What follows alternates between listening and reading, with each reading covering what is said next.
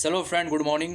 Welcome to Asit Chandra news channel. दोस्तों, आज हम लोग बात करेंगे काफ़ी इंपॉर्टेंट पोर्ट के बारे में। जो सिविल सर्विसेज में इस तरह का क्वेश्चन पूछा जाता है कि कोई भी एक पोर्ट है वो कहाँ पर स्थित है। तो आज हम लोग बात करेंगे दोस्तों ग्वादर पोर्ट के बारे में। जो ग्वादर सी पोर्ट है वो पाकिस्तान में है, और ये पोर्ट कौन बना रहा है? चाइना बना रहा है, सीपीईसी के तहत। सीपीईसी मतलब चाइना पाकिस्तान इकोनॉमिक कॉरिडोर। और ये चाइना का एक इनिशिएटिव है, जो बेल्ट एंड रोड इनिशिएटिव के तहत ही इसको बनाया जा रहा है दोस्तों।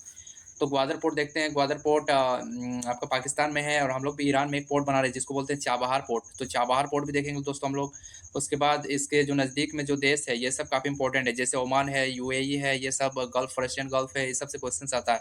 कभी कभी क्वेश्चन पूछा जाता है दोस्तों कि जो पर्शियन गल्फ है उस कौन कौन से देश उससे सटा हुआ है। तो ये मैप बेस्ड क्वेश्चन इस तरह से आपको प्रिपेयर करना है, जो यूपीएससी सिविल सर्विसेज में एक ही भी क्वेश्चन नहीं छोड़ना चाहिए दोस्तों आपका। और इधर देख सकते हैं दोस्तों, म्यांमार में जैसे हम लोग सितवे पोर्ट बना रहे हैं। सितवे पोर्ट आपको दिखाते हैं दोस्तों। आप देख सकते हो वो म्यांमार में सितवे पोर्ट मिल जाएगा आपको, क्योंकि सितवे पोर्ट कनेक्ट करेगा हमारा नॉर्थ ईस्ट को। क्योंकि जो ये चिकन कॉरिडोर है, जिसे हम लोग सिलीगुड़ी कॉरिडोर भी बोलते हैं, ये 25 किलोमीटर की है और ये काफ़ी बहुत ही कम डिस्टेंस का है।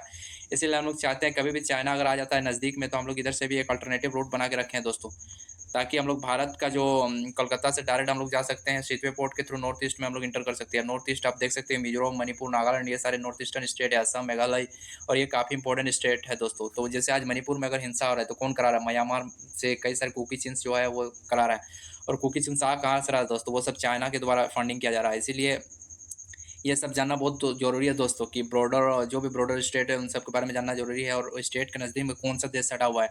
क्योंकि काफ़ी सारे क्वेश्चंस इस तरह के बनते हैं दोस्तों। क्योंकि मैंने हाल फिलहाल में जेपीएससी का एग्जाम दिया था, उसमें पूछा गया था कि त्रिपुरा का बॉर्डर किस किस राज्य से सटा हुआ है। तो ये सब जानना बहुत ज़रूरी है। और बांग्लादेश, जैसे कि आप लोग देख सकते हैं, बांग्लादेश का भी मैप है। बांग्लादेश इंडिया से सटा हुआ है, और ये जो कॉरिडोर है सबसे इंपॉर्टेंट कॉरिडोर दोस्तों यही है, चिकन नॉक कॉरिडोर है। ये इसी से क्वेश्चन पूछा जाएगा कि आखिर अगर चाइना चिकन नॉक कॉरिडोर के नज़दीक आ जाता है तो फिर भारत क्या इनिशिएटिव ले सकता है। तो भारत के पास कई सारे उपाय है दोस्तों। हम लोग इंडियन ओशियन में भी प्रेजेंस बना के रखे हैं, क्योंकि इंडियन नेवी काफ़ी मजबूत है दोस्तों इंडियन ओशियन में। और ये जो पूरा आप देख सकते हो ब्लू कलर का दिखाई दे रहा है, ये पूरा इंडियन ओशियन है दोस्तों। इंडियन ओशियन में चाइना का काफ़ी सारे पोर्ट आप देख सकते हो। श्रीलंका में भी चाइना पोर्ट बना रहा है, म्यांमार में तो पोर्ट बना ही रहा है। तो चाइना का प्रेजेंस अगर बात करो तो रीजनल क्षेत्र में काफ़ी बढ़ चुका है दोस्तों। और इंडिया का रीजनल अगर बात करो, रीजनल क्षेत्र में इंडिया का प्रेजेंस कम देखने को मिलता है। लेकिन इंडिया जो ग्लोबली बहुत पावरफुल नेशन बन चुका है। कई सारे देश जैसे नाटो हो, क्वाड हो, ITU2 हो, ये सब देश भारत को बुलाते हैं, और भारत को चाहते हैं कि भारत उनका मेंबरशिप बने। नाटो में भी कई बार नाटो से भी बुलाया गया था कि आप भारत को नाटो में जुड़ना चाहिए या नहीं जुड़ना चाहिए। दोस्तों, ये आप कमेंट करके बताओ। नाटो के बारे में अगर नहीं पता हुआ दोस्तों, तो नाटो मतलब नॉर्थ अटलांटिक ट्रीटी ऑर्गेनाइजेशन। ये बनाया गया था वेस्ट के द्वारा, ताकि रसिया को काउंटर करना है, क्योंकि रसिया उस समय यूएसएसआर था। यूएसएसआर मतलब बहुत ही पावरफुल नेशन था दोस्तों उस समय। जब 1991 को इंडिया और जब इंडिया के साथ युद्ध हो रहा था पाकिस्तान और भारत के बीच में, तो यूएसएसआर ने ही भारत की मदद किया था।